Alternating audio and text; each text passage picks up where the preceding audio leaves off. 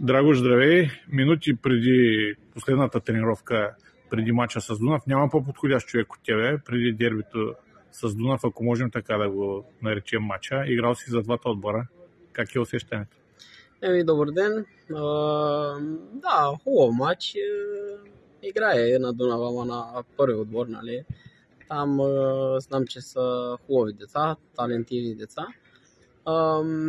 Ние почваме с втори шанс, нали? Ние ме тренираме 2-3 пъти на седмица.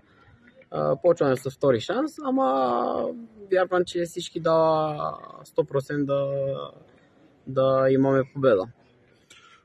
Много е важен този матч за нас. Хипотетично победим ли, прескачаме няколко отбора, да се надявам, че те няма да победат. За нас е от значение. Нашите уважения към Дунав, но трябва да го спечелим. Да, всеки матч, цел за нас всеки матч е да победим, да вземам 3 точките. Сега, ако можем, ще вземем. Ако не, чакам друг матч. Вярвам, че можем.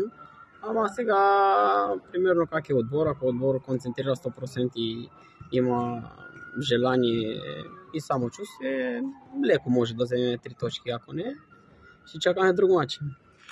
И още нещо, публиката очаква от тебе голови асистенции. Ще им обещаеш ли?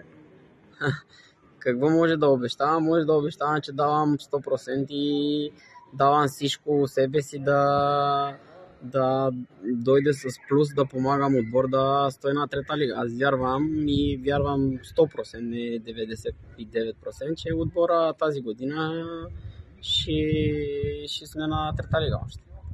Много ти благодаря, успех! И аз благодаря.